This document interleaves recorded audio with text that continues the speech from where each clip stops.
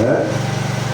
Aujourd'hui même les interprètes sont en état où ils sont bloqués. Je pense que tout le monde connaît le français. On va aller au français. Bon, ici nous avons lu dans la Bible, il s'agit du prophète Moïse. Dieu veut l'envoyer pour qu'il aille délivrer le peuple d'Israël qui était en captivité là-bas en Égypte. Parce que Dieu avait promis à Abraham que ta prospérité sera en esclavage pendant 400 ans. Mais je viendrai pour le faire sortir par une main puissante. Alors ils ont fait en Égypte 432 ans. Amen. Ah. Donc, tel que Dieu avait dit à Abraham, il a dit, ils feront 400 ans.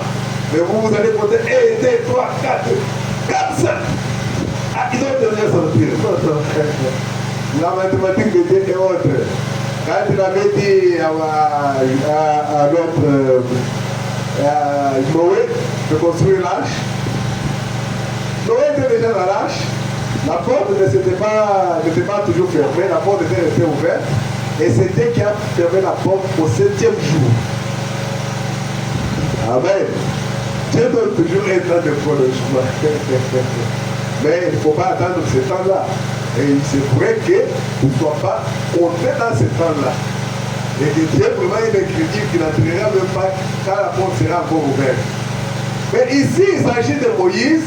Dieu l'appelle, il veut l'envoyer pour qu'il aille délivrer le peuple d'Israël. Mais, écoutez,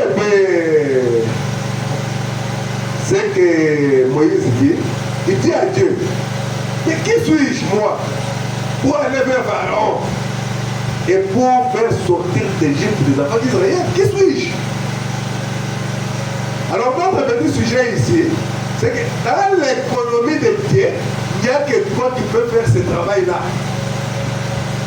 Ah, le travail que toi tu vois là, c'est seulement toi. Même si on me donne à moi, ça ne va pas marcher. Hein? Supposons, ça c'est un exemple. Alors, on me dit, je vais commencer à balayer l'église chaque jour. Je balaye aujourd'hui, je balaye demain, je balaye après demain, après l'autre jour, après l'autre jour. Ah! Et ensuite, je commence à dire, oh, mais finalement, c'est toujours moi. Ah, donc c'est que ça, ce n'est pas mon travail. Mais c'est lui à qui Dieu a donné le travail, il doit le faire avec joie. Mais voilà que Moïse disait, mais qui suis-je?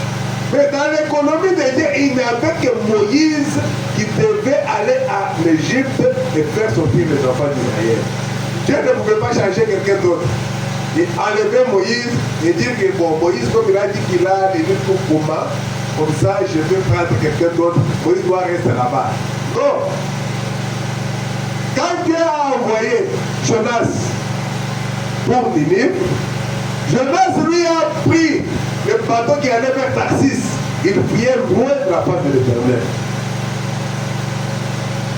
Mais il n'y avait personne d'autre qui devait faire ce travail-là. Et tout ce qui nous arrive, comme nous l'avons vu la fois passée, il n'y a pas de hasard. Jésus n'a pas de hasard. Dieu sait pourquoi il a permis ceci. Dieu sait pourquoi il a permis cela. Dieu sait pourquoi il est arrivé à ceci. Il savait que si,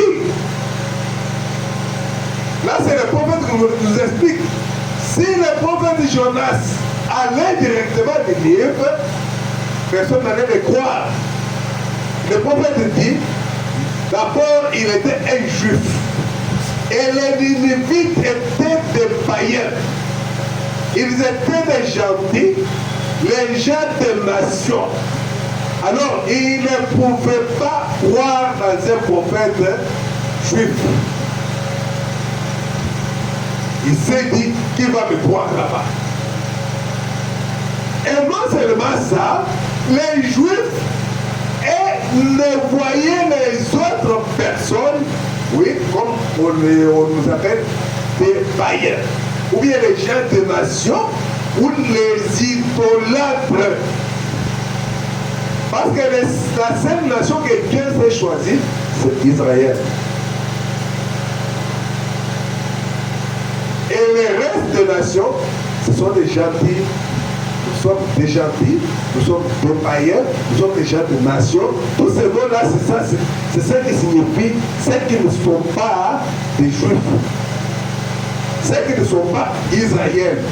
Tous, France, Angleterre, Italie, États-Unis, Russie, ce sont des gentils. RDC, Kosovo, des gentils, des païens, des gens des nations. C'est ainsi que quand Jésus était venu, il a dit, je suis venu pour les brebis perdues de la maison d'Israël. Et quand cette femme-là, syrophénicienne, est venue vers lui pour lui dire, mais Seigneur, mon enfant est malade, est-ce que tu ne peux pas venir prier pour elle? Le Seigneur Jésus-Christ l'a regardé, l'a dit, je ne peux pas prendre la nourriture des enfants et donner aux chiens. Je suis venu pour les brebis perdues d'Israël. Et cette femme-là était une syrophénicienne, elle n'était pas une juive. Mais seulement parce qu'il l'avait mal appelé, il a dit, fils de David. Alors que Jésus n'est pas fils de David pour nous. Jésus est notre Seigneur. Quand elle a dit Seigneur, même les enfants mangent les miettes qui tombent, et même les chiens mangent les miettes qui tombent sous le temps des enfants, Jésus a dit, voilà la chose. Là, il a touché la bonne chose. Et Jésus le lui a accordé. Il a dit, je n'ai jamais vu une telle fois en Israël. Et frère madame nous dit, Israël et veulent voir les œuvres. Les Grecs veulent entendre la sagesse, alors que les gens de nation, c'est la foi. Savoir. Quoi? C'est ça nous. Et nous avons maintenant le prophète Moïse, que Dieu a envoyé. Il lui a dit, tu dois aller. Il dit non, je ne peux pas.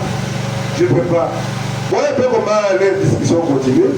Prenons Exode chapitre 4, au verset 10, à partir du verset 10, nous allons lire.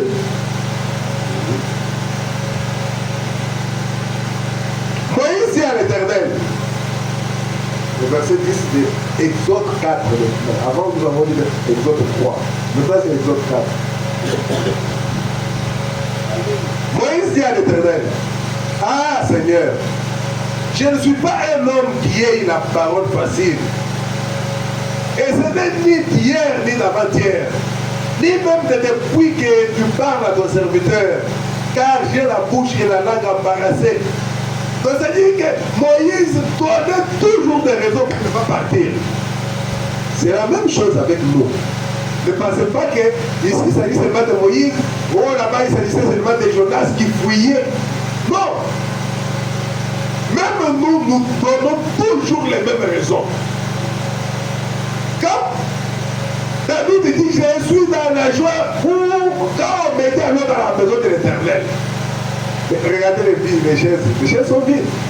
Mais si tu demandes au frère tel, à la certaine, pourquoi tu ne vas pas venir? Il va donner une raison. Ah, comment il y avait un embouteillage terrible. Oh non, j'habite loin, je suis fait un bout d'hiver pour arriver et puis rentrer. Oh. C'est ce que le Seigneur Jésus-Christ a dit. La reine d'Imidi se lèvera ce jour-là pour condamner. Parce qu'elle était venue de l'Éthiopie. Et vraiment, elle me dit qu'elle a fait 3 mois sur la route, traversant des forêts, traversant le désert, pour arriver jusqu'à Israël, seulement pour entendre la sagesse de Salomon. Il nous parle des Esquimaux qui traversent la neige, qui marchent dans la neige pour aller écouter un sermon à 50 km. Mais quelle raison nous allons donner? Oh, il y avait un bouteillage au niveau du quartier 1. Mais quartier 1 jusqu'ici, ça ne fait même pas 15 km, ça ne fait même pas 10 km. Alléluia. Et je disais que tout, c'est tout simplement la volonté de Dieu.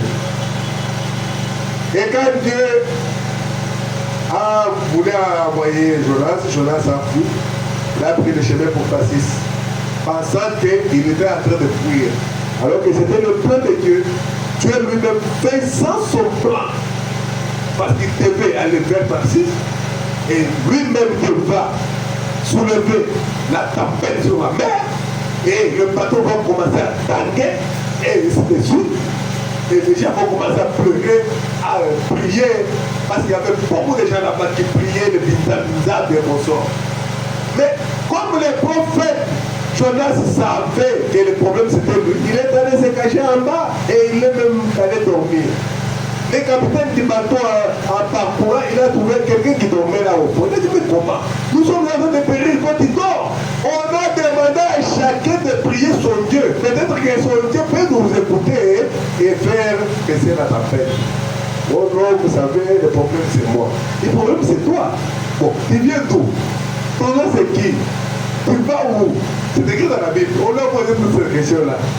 Et puis, on lui dit, bon, maintenant, pour que cette tempête s'arrête, qu'est-ce que nous pouvons faire?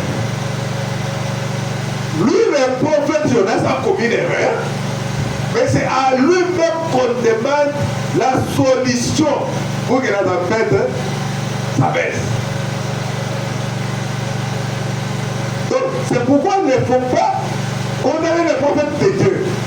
Parce que ce que les prophètes de Dieu font, leur erreur a toujours été la parole. Comme on avait vu un jour là c'était Aaron et Marie, ou Myriam, grande sœur et grand frère de Moïse. Ils se sont lamentés contre Moïse à cause de la femme qu'il avait prise. Une femme éthiopienne. Séphora était une femme éthiopienne. Alors ils se sont dit, mais comment il a fait ça? Parce que selon la loi, on doit se marier seulement entre nous. Moïse a brisé la loi. Oui, c'est vrai. Mais quand nous lisons dans la Bible nous dit que l'Éternel l'entendit. Et il a dit à Moïse, dis à Myriam et à Aaron, allez, qu'ils viennent à la tente d'assignation. Et là, Nioué est descendu devant la tente d'assignation. Et il a commencé à parler à Marie et à Aaron. Il leur a dit, si parmi vous, il y a un prophète. Parce que nous sommes en train de voir, je vois c'est seulement les dimanches qu'on donne l'enseignement. On est en train de voir les différents niveaux des prophètes. On a vu le premier niveau, qui est le prophète de Dieu, ou les dieux prophètes, ou les dieux des esprits des prophètes, ou donc les rois des prophètes. On a trouvé que c'était le Seigneur Jésus-Christ. Et il n'y a qu'un seul. Ensuite, on a vu une partie sur les prophètes de l'Alliance, parce qu'ils ne sont que deux. Et ainsi de suite, on verra les prophètes de l'Exode, on verra les autres. Mais Dieu dit à Aaron et à Marie, si parmi vous il y a un prophète, moi Dieu, je me révélerai à lui par des visions, par des songes. Ce n'est pas le cas avec mon serviteur Moïse. Lui, je lui parle bouche à bouche et il voit la représentation de l'Éternel. Donc c'est que tous les prophètes ne sont pas le même. Les niveaux ont diffèrent. Alléluia. Même Myriam là, c'était une prophétesse. Mais Dieu l'a frappé de lèpre parce qu'ils ont critiqué Moïse. Effectivement, Moïse avait pris une femme étrangère qui était Séphora, une éthiopienne. Et ça, c'est là d'aller prendre une éthiopienne, mais il sera lapidé, brûlé. Et Dieu va acter cela. Amen. Merci Seigneur. Alors maintenant, voilà que Jonas dans son erreur, Dieu avait préparé un gros poisson pour avaler Jonas. Parce qu'on avait trouvé que les Ninivites avaient des idoles. Ils adoraient même les poissons. Comme c'était une ville riveraine, tout près de la rivière et consort, donc ils croyaient aux histoires dans la mer, dans la rivière, des choses comme ça. Et ils priaient de poissons. Et Dieu, pour les faire croire, il a créé ces temps.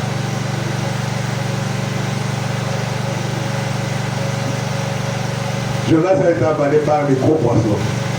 Pendant qu'ils étaient là-bas à la rive, le bateau est allé vers Tarsis, mais le poisson est allé vers Ninive. 3 jours de route. Et quand ils ont vu le poisson, ils sont tombés dans l'éruption là et consort. Et le poisson a fait il a vomi Jonas. Mais qui pouvait ne pas croire à Jonas? La Bible dit, tout Ninive a cru. Et Jonas était même fâché. Si vous lisez l'histoire de Jonas, c'est pas Jonas n'a que 4 chapitres. Il s'est fâché contre Dieu. Mais pourquoi tu n'as pas frappé? Dieu lui a dit, toi tu voulais que je le frappe vraiment. Déjà que moi j'ai créé, il a envoyé pour qu'ils puissent se répartir. Ils se sont répartis, c'est ce que je les ai laissés. Amen. Mais ici nous avons notre prophète Moïse. Dieu l'envoie et lui dit non, tu vas aller. Et il dit non, Seigneur, moi, voilà que tu as embarrassé depuis tous ces temps. Ce n'est pas même pour aujourd'hui ou pour demain. C'est depuis que ton serviteur est né. Exode 4, verset 11. L'Éternel lui dit, qui a fait la bouche de l'homme? Et qui l'a mis ou sourd? Voyons-nous avec, n'est-ce pas moi l'Éternel? Va donc, je serai avec ta bouche et je t'enseignerai ce que tu auras à dire. Moïse dit, ah Seigneur, envoie qui tu voudras envoyer. Mais dans l'économie de Dieu, il n'y avait que Moïse qui devait aller à l'Égypte. Dieu a préordonné les choses. Ce qu'on appelle la prédestination. Il n'y a rien qui arrive au hasard. Vous savez, la Bible nous dit que l'agneau a été immolé dès la fondation du monde. Mais le monde n'existait pas encore. L'agneau a été immolé. Pourquoi? Parce qu'il n'y avait pas de gens sur la terre qui avaient péché. Mais dans le plan de Dieu, l'homme devait pécher. Alléluia. C'est qu'il s'était déjà pourvu d'un agneau. L'agneau immolé. Amen. Rien n'arrive au hasard. Alors la colère de l'Éternel s'enflamma contre Moïse et dit, n'y a-t-il pas ton frère Aaron? Il va t'aider. Il va prendre tes paroles. Il va mettre dans sa bouche. Donc c'est-à-dire, toi, je ne veux pas t'enlever toi. Toi, tu seras toujours là. Voilà les paroles qui sont dans ta bouche, mets dans la bouche de ton grand frère Aaron. Il va parler. Alors, quand Dieu t'a déjà choisi, il t'a choisi pour cette œuvre-là. Si c'est pour chanter, tu monteras, tu descendras, même au fond de la mer, tu chanteras pour lui. Amen. Écoutez ce que Frère Abraham nous dit. Dans la prédication, un homme qui fuit la face, loin de la face de l'Éternel. Au paragraphe 50, nous allons lire le paragraphe 50.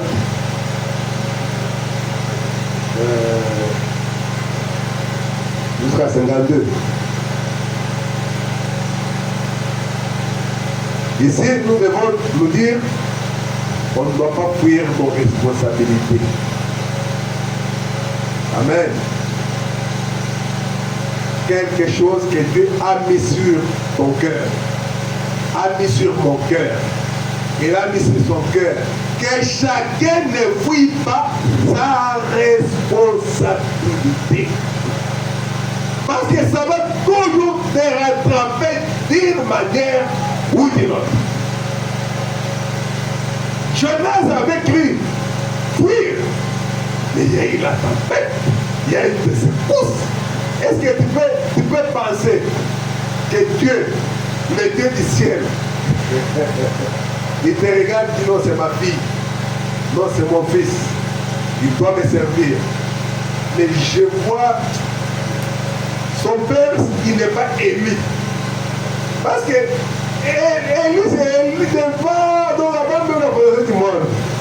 Je vois sa mère, elle n'est pas une Élie. Bon, qu'est-ce que je veux faire? Mais il l'empêche même d'aller à l'église pour le servir. Il l'amène à d'autres choses qui ne sont même pas ma parole. Bon. Et toi aussi conscient que c'est pas cela. On a déjà prêché la parole, mais tu ne veux pas. Donc tu dis, bon, moi je suis né, quand j'étais né, j'étais vraiment, j'ai trouvé, mon père était chez les babas. Chez les apostolo. Il était dans ceci ou dans cela. Non, nous ne serons pas sauvés par la foi de papa ou de maman. Chacun doit passer par une expérience personnelle. Le salut est individuel. Alléluia. Ah. Tu peux venir là. Allez, il regarde. Ah. Il enlève papa. D'une manière ou d'une autre. Papa, papa, oh, papa, ok. Et là, c'est Dieu qui est en train de jouer sa carte. 6 ans après, boum, ma mère est partie. Ok. Dieu dit, bon, il y a son oncle qui est j'ai aimé, c'est mon fils. Et me fait aller vivre que c'est son homme. Il arrive chez l'homme. Et l'homme t'entraîne dans la voie de la vérité. Et tu commences à servir Dieu. Mais il y a des gens qui sont partis. Mais à cause de toi, pour que Dieu puisse te mettre sur le chemin. Alléluia. Dieu est Dieu. Alors, on va vous dire ici, un homme qui fuit la face de l'Éternel, par exemple 50, il y a une responsabilité à toute chose. Et lorsque nous sommes en face des responsabilités, il est facile de les esquiver. Les gens esquivent des responsabilités. Quand on lui pose une question, il a toujours une raison pour dire que oh non, oh tu vois, oh moi. C'est comme l'histoire que le Seigneur Jésus-Christ raconte. Un maître avait organisé un festin pour son fils. Il a envoyé ses serviteurs aller donner les invitations aux gens. Et les gens ont donné des raisons. Oh non, moi je viens de me marier, je ne saurais pas venir. L'autre dit non, j'ai mon chat à labourer et tout ça. Personne n'est venu. Les invités sont revenus vers le maître. Oh, mais les invitations, non, chacun a donné sa raison et tout ça. Il a dit, allez dans les rues. Tout celui que vous allez voir donner. Vous connaissez l'histoire, non? C'est ce que le royaume de Dieu représente. Amen. Ah, je suis venu vers les miens. Il est venu vers les siens, mais les siens ne l'ont pas reconnu. C'est ainsi qu'il a tourné les regards vers les nations pour se choisir un peuple qui peut porter son nom. Mais les gens fuient toujours la responsabilité. Ils s'estiment toujours.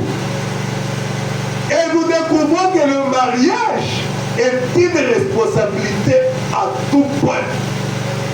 Donc, chaque chose dans la vie, c'est une responsabilité. Avant de t'engager dans un mariage, il ne faut pas qu'après tu commences à regretter. Non, Frère Branham dit, tu dois prier et être sûr que c'est la volonté de Dieu. C'est une responsabilité. Et pour l'homme, et pour la femme.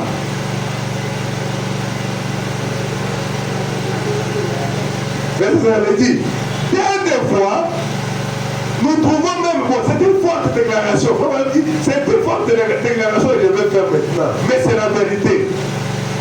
Bien des fois, les prédicateurs fuient la responsabilité de défendre la parole de Dieu authentique quand ils y sont confrontés. Une très forte déclaration. Même les prédicateurs.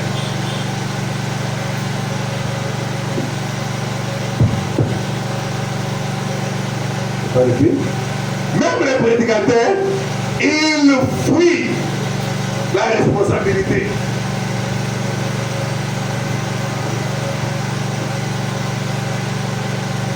Bien des fois, les prédicateurs fuient la responsabilité de défendre la parole de Dieu. Quelque chose qui se montre déjà mauvais, mais il a peur ou honte de dire que ça c'est faux. Parce que s'il dit cela, non, c'est cette famille qui m'amène souvent la dîme. Si je dis ceci, non, les gens vont fuir de l'église. Non, mais que les gens fuient l'église pour que la vérité soit donnée. Dieu a besoin de courager. Dieu n'a pas besoin de devenir chrétien. Il a besoin de chrétiens tout fait. C'est qui croient à la parole. Quand la parole est prêchée, ils croient à cela. Il y a des prédicateurs qui fuient la responsabilité de défendre la parole authentique quand ils sont confrontés à cela. Ils fuient cette responsabilité quand nous, les êtres humains, nous sommes confrontés à la vérité de la parole de Dieu. Nous sommes enclins à esquiver cela en reculant jusqu'à la dernière limite. Tu es avec ton ami, que ce soit l'ami de l'école, que ce soit au marché, mais tu lui parles de la parole. Même si c'est ton ami proche, mais tu lui dis ça, ce que tu fais, ce n'est pas la parole. Et regardez ce que la parole dit. Alléluia. Il ne faut pas être coupable de ne pas parler à quelqu'un de la vérité. Alléluia. Écoutez, nous avons besoin de gens ou des chrétiens. On va terminer comme d'habitude. Je pense que le faire juste. On aura déjà tout fini. Nous avons besoin de personnes comme Jean-Baptiste. C'est pour ça que Jésus posait la question aux disciples, leur disant, pas aux disciples, aux gens qui venaient, et tout le monde, même les disciples étaient aussi concernés, que vous allez voir dans le désert un roseau agité par le vent. Un roseau agité par le vent, c'est quoi? Comme ça. Quand celui qui a l'argent dans l'église te dit ça, tu vas dans ce sens-là. Et quand il dit non, faisons ceci comme ça, il rentre comme ça. Non, on n'a pas besoin de ça. Reste avec ton argent. Amen. Dieu a même l'argent dans la bouche des poissons. Ça, nous les croyons. Amen, amen, amen. Il dit, Jean-Baptiste était très mal vu dans son âge. Il a crié contre son âge. Il a dit au roi, le potentat du pays, parce que c'était le roi Hérode. Hérode est allé prendre la femme de son frère Philippe. Son frère Philippe qui est encore vivant, il est allé prendre cette femme-là. qui s'appelait Hérodias. Et c'était à l'époque de Jean.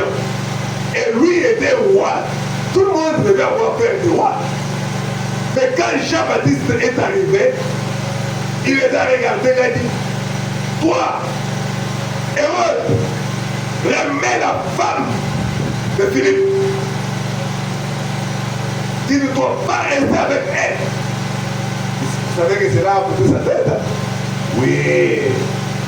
Malgré que cela devait couper sa tête. Mais là, il a dit la vérité. Il a dit au roi,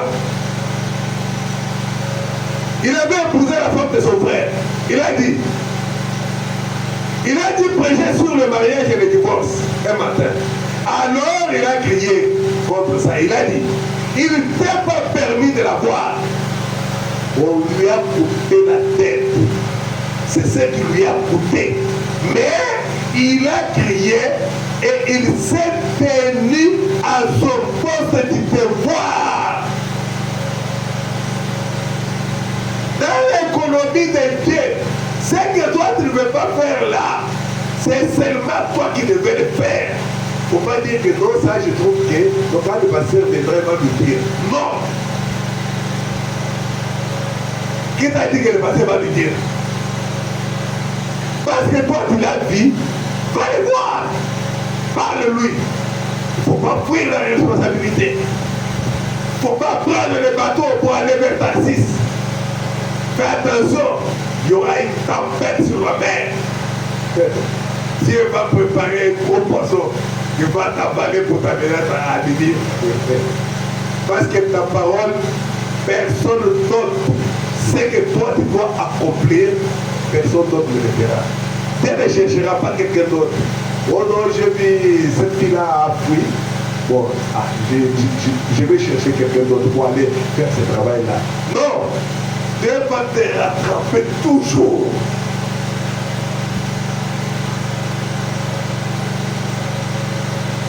Cela a coupé la même des gens. Il n'a jamais pris le bateau pour Tarsis.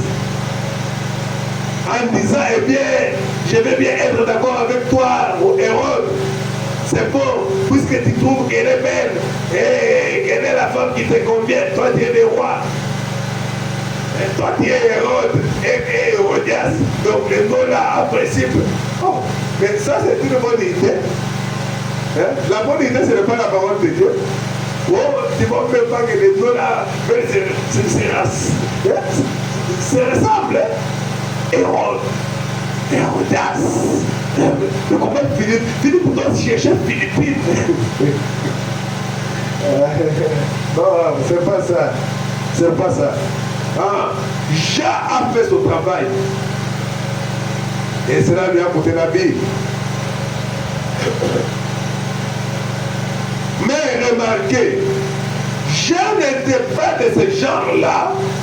Il a carrément affronté cela. Il a dit, il n'était pas permis de la voir. Certainement, ils s'y est opposé. Ils n'ont jamais fui. Jean n'a pas fui. Ils se sont tenus là et ont regardé les choses en face. Une fois, Moïse a essayé de fuir comme Jonas, mais Dieu l'a ramené. Moïse a essayé de fuir comme Jonas, mais Dieu l'a ramené. Il n'y a personne qui fera ton travail à toi. Si c'est de faire... Mais si toi tu n'es pas là, personne d'autre ne va faire. Celui-là va peut-être jouer les maracas. C'est ce que lui promet. L'autre va jouer au piano. Toi, tu ne joueras pas au piano. Celui qui est au piano ne saura pas faire les boulots. Non. Non. Non.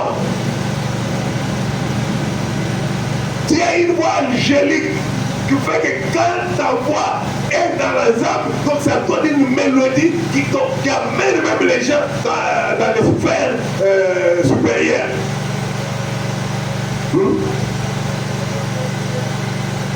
Mais Dieu l'a ramené. Beaucoup d'entre eux ont essayé d'y échapper. Mais écoutez, écoutez, comme elle dit, écoutez. Si Dieu vous a appelé et que vous êtes sûr que Dieu est dans le message, rien ne pourra vous faire reculer. Non. Ne regarde pas à ta gauche ou bien à ta droite. Non. C'est lui qui est venu à ta gauche. Lui a son problème à lui. Même si lui recule, toi avance. Peut-être qu'il n'est pas élu. Peut-être que c'est tout simplement un ramassis. Vous savez quand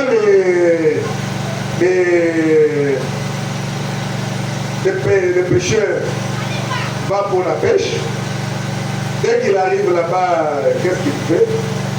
Quand il arrive à la rivière, il va avec son filet, il jette. Dans la pensée du pêcheur, il veut pêcher le poisson. Mais en jetant son filet, après un temps, le filet devient lourd. Ah, il peut penser que non, vraiment, il y a du poisson. C'est vraiment une grande église. Pour moi, c'est vraiment une grande église. On sort les filets. On va trouver que dans les filets là, il y a des crapauds qui sont entrés là-dedans, bloqués dans les filets. Il y a des serpents venimeux. Je parle bien des frères à l'église.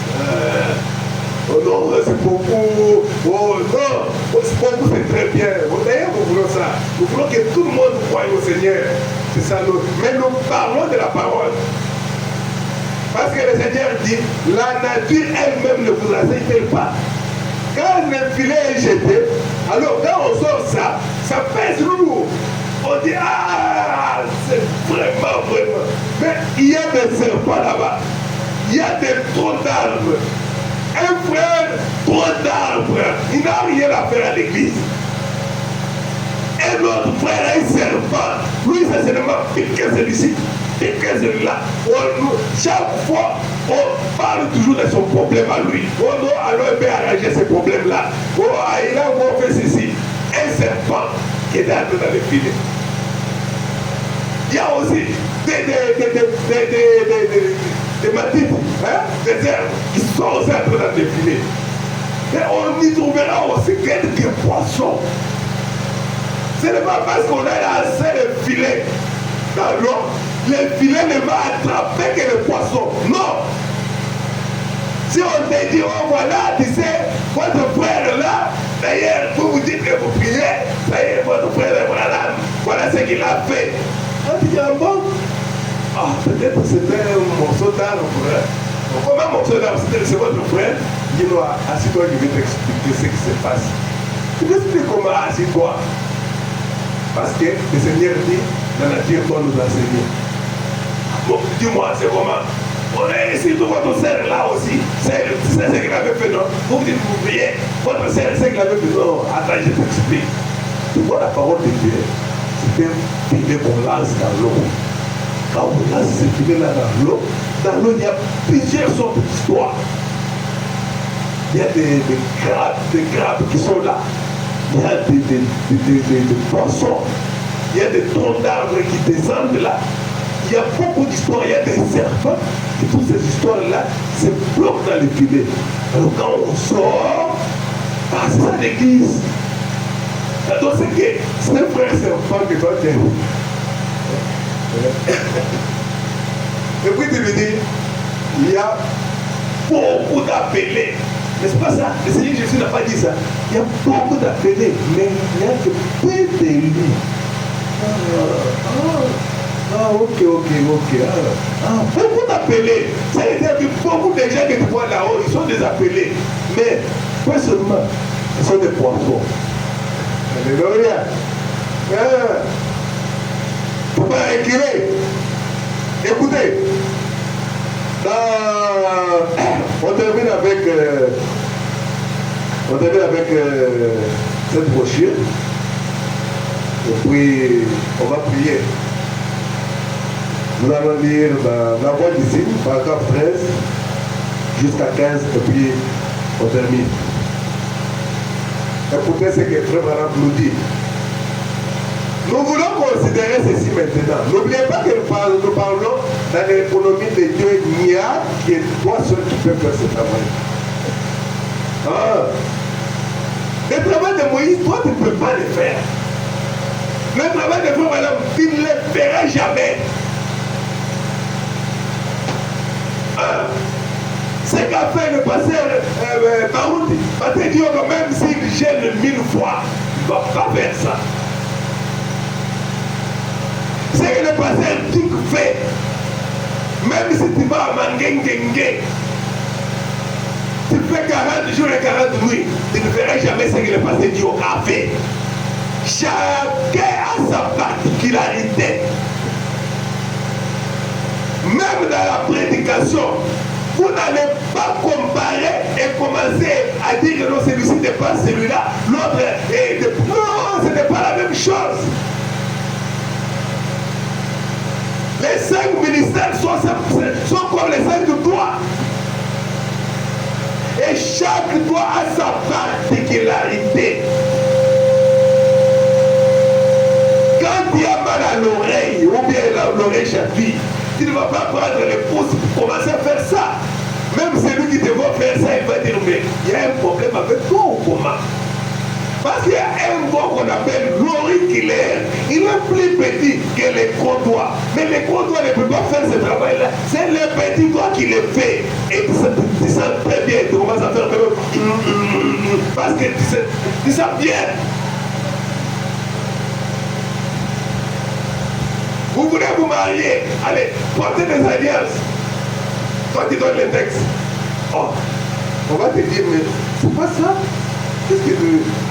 Oh mais c'est de toi. Non, celui-ci ne porte pas l'anneau. Celui qui porte l'anneau, on lui a donné même le nom de l'antérieur. C'est celui-ci. Ah, ok. Donc, chaque doigt fait son travail. Amen. Nous voulons considérer ceci maintenant. Quand il fait sortir Israël, comment il l'a fait et la manière dont il l'a fait, remarquez, quand le moment arriva où la parole promise devait s'accomplir, Dieu a appelé Moïse par prédestination. C'est-à-dire que Moïse était déjà prédestiné avant même qu'ils aillent en esclavage. Pendant que Dieu parlait à Abraham que ta postérité sera esclave en Égypte, il avait déjà Moïse qui allait les délivrer. Si Dieu ne savait pas qu'il y avait déjà Moïse, s'il n'avait pas déjà Moïse, c'est qu'il n'était pas Dieu. Mais Dieu connaît toutes choses. Et il l'a élu pour ce travail. Vous voyez, Dieu trouve toujours la personne qu'il faut au moment qu'il faut. Avec Dieu, rien ne peut faillir. Il l'a dit, cela ne peut faillir. Si cela faillit, alors Dieu faillit, car Dieu est la parole. Ça ne peut pas faillir. Écoutez, il dit, remarquez, bon, la parole devait être manifestée, et quand la parole de la promesse doit être manifestée, Dieu envoie toujours un prophète pour manifester cette promesse. Car c'est à lui que vient la parole du Seigneur. Moïse, préordonné à cette fin, était appelé pour ce travail. Personne d'autre ne pouvait le faire. Malgré tout ce qu'il disait à Dieu,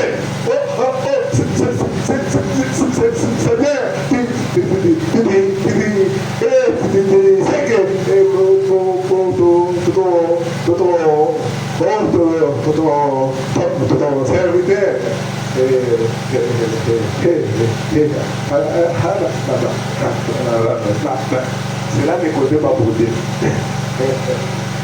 Malgré son découvert, ça ne comptait pas pour Dieu. C'était lui qui était choisi, élu, prédestiné. Et personne d'autre ne pouvait faire Mais quand on parle de ça, mets-toi dans cette parole et dire que ce que Dieu a prévu que je fasse, personne d'autre ne peut le faire. Et le faire là, c'est pour le royaume. Alléluia. Personne d'autre ne pouvait le faire. Quand Dieu a appelé une personne pour faire un travail, personne d'autre ne peut prendre sa place. Écoutez, personne ne peut prendre votre place. Votre particularité. Vous voyez qu'aujourd'hui là, les chanteurs ou bien les conducteurs de chants, ceux qui sont habitués à conduire des chants, ne sont pas venus. Je me suis débrouillé à ma manière, mais ce n'est pas ma place. Vous voyez que j'avais de monter et de descendre, parfois de clipper, et parfois la voix partait. Bon, seulement pour chanter pour le Seigneur, je dis non, le Seigneur n'a pas besoin de ma belle voix, il a besoin seulement d'entendre quelque chose qui est du cœur. Et si tu es là, assis, d'ailleurs, je peux dire que que Dieu fasse même de ces chaises vides ici, qui sont vides ici, les enfants de Dieu. Parce qu'il peut prendre des pierres et en faire des fils d'Abraham. C'est ça que je suis à dire. Tu ne viens pas à l'église parce que oh non, j'étais au travail. On a dit avec vous, avec le peuple, en disant que s'il faut arrêter ton travail, arrête. S'il faut t'absenter à ton travail, c'est bien. Mais rassure-toi que tu ne dois pas t'absenter à l'église. Mais quel prophète nous avons créé? Nous lisons, tout le monde comprend que c'est ça. Et le prophète a insisté, il a beaucoup insisté. Rassure-toi que tu ne peux pas t'absenter à l'église. À ton travail, ok, j'approuve cela. Dieu va pourvoir. Mais à l'église, ne t'absente jamais. Là, nous avons des chaises vides. Personne ne peut faire ou prendre votre place, votre particularité. Que des fois, je me suis dit que j'aurais bien voulu être comme Oran Robert, comme Billy Graham, comme ceci ou cela. Donc, madame dit, je ne peux pas être tout ça. Je ne peux pas être tout cela. Ah. Nous allons terminer par ici. Écoutez, madame dit, toujours la voix d'ici, 14. Vous dites, non, vous êtes chacun de vous, comme vous êtes là, vous êtes chacun de vous mis dans l'économie de Dieu. Juste à votre place. Écoutez, l'un gêne tout le temps et communie avec Dieu pendant que l'autre chasse les démons parce que celui-ci gêne. Est-ce que tout le monde chasse les démons? Non. L'autre, lui, il est fort à gêne. Mais toi, tu ne gênes même pas. Donc, prier pour les malades, tu ne pries pas. Être même chantre à l'église, tu n'es pas chantre. Peut-être, bon, tu n'as rien à faire, tu dis oh non. En tout cas, je n'ai même pas le temps de ceci, de ceci. Ah, moi, je vais seulement commencer à balayer l'église chaque jour pour que l'église soit toujours propre, que les chaises soient nettoyées. Tu ne fais même pas ça. Et puis, tu viens en retard. Bon, non seulement en retard, tu es absent.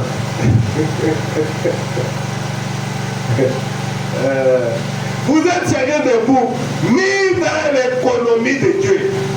Juste à votre place. L'un gêne tout le temps et communie avec Dieu pendant que l'autre chasse les démons parce que celui-ci gêne. Mais c'est le corps entier de Christ travaillant ensemble. L'unité. Amen. Et frère madame nous montrait l'exemple, il disait Parce qu'on lui avait posé des questions, mais comment toi tu n'arrives pas à te fatiguer? Il dit non, il y a des frères qui souvent prient pour moi. Et puis, bon, ils ne veulent pas que je cite leur nom. On se tel et tel. Chaque fois quand je suis à la chair, et ils se sont affirmés quelque part à nous de prier pour moi. C'est-à-dire que je suis toujours fort debout. C'est à cause des prières de ces frères-là. Et vous connaissez une histoire, on termine là, il est déjà, il reste 5 minutes pour 19 heures. Il y avait un grand évangéliste, il a tellement prêché, il a gagné beaucoup d'âmes à Christ. Et c'était arrivé au moment où les couronnes devaient être données. Et ils se sont retrouvés au ciel. Et il y avait des couronnes, des couronnes de dimensions différentes et consorts. Et voilà, les grands prédicateurs, où il était entouré vraiment de toute la foule là, c'était presque les gens qui l'avaient amené à Christ. Il s'est dit non, c'est que la grande couronne là m'appartient. Alléluia. Et vous pouvez aussi être là et dire que ah non, c'est que cette grande couronne là c'est pour notre pasteur. Et vous savez ce qui s'était passé? Quand Dieu a appelé maintenant pour la couronne, il a pris la grande couronne, il a appelé la vieille dame. C'est elle qui devait porter cette couronne. Et l'évangéliste a dit, mais Seigneur, mais c'est ma brebis. Mais c'est moi qui l'ai amené à Christ. Tous ces gens ici, c'est moi qui les ai amenés. Tu vois tout ce que tu faisais là. Les miracles que j'accomplissais par toi, c'est à cause des prières de cette dame. Les grandes campagnes qui réussissaient, c'était cette dame qui s'enfermait et qui priait pour toi. Cette couronne lui revient. Alléluia. Ah, faites tout pour avoir cette couronne-là. Amen. Ne laissez pas les grandes couronnes selon le prédicateur. Non, non. Merci Seigneur. Et lorsque nous voyons ces barrières dénominationnelles et ces Jésus, ce qui me fait mal au cœur, vous voyez, en effet, c'est la chose qui nous sépare. Nous sommes un. Il n'y a pas de personnes importantes au milieu de nous, pas de grandes personnes au milieu de nous. Nous sommes tous ensemble, semblables. Nous sommes les enfants de Dieu. Il ne faut pas nous sommes dans l'église et le pasteur a toujours une catégorie de gens que lui salue chaque fois. C'est avec eux qui le visitent chaque fois. Mais les autres, bon, ils ne savent même pas là où ils sont. Ils ne connaissent même pas leur maison. Mais à quoi sert d'avoir 15 000 personnes que tu ne peux même pas gérer?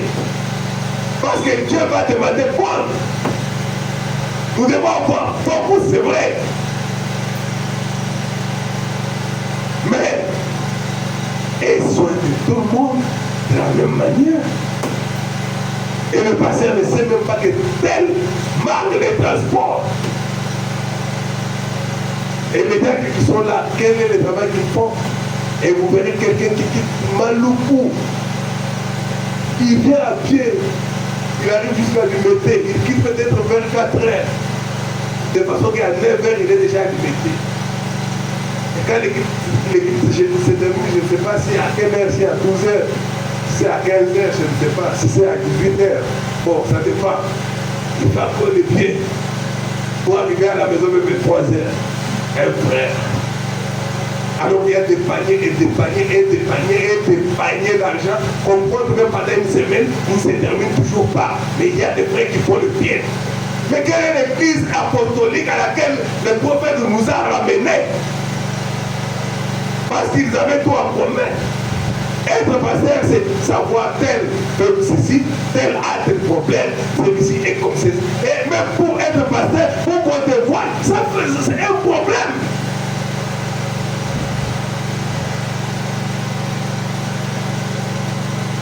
Le pasteur doit être tout près de brebis.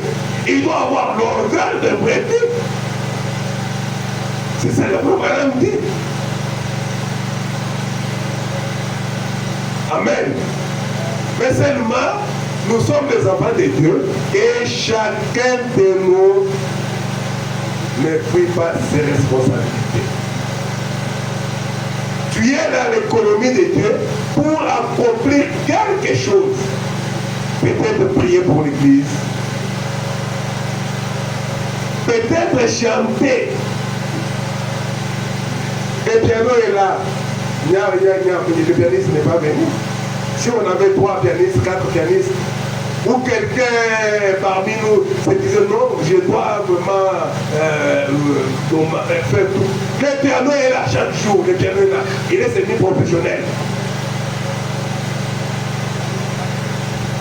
On n'a pas refusé à un frère ou à une soeur de toucher au piano et de commencer à apprendre. Et qu'est-ce que tu fais pour le Seigneur? Et le frère madame dit, je me répands d'avoir amené seulement 1 million dans mon Seigneur alors que je devais en amener 10 millions. Et il a posé la question, et toi, combien d'âmes tu as déjà amené au Seigneur? Si nous entrons maintenant au niveau des âmes, combien tu invites? Parce qu'ils seront des joyeux à ta couronne. Ou bien c'est à cause de ta vie. Quand tu invites quelqu'un, il dit, oh, et toi aussi tu m'invites. Tu as honte d'inviter? Non. Il faut inviter.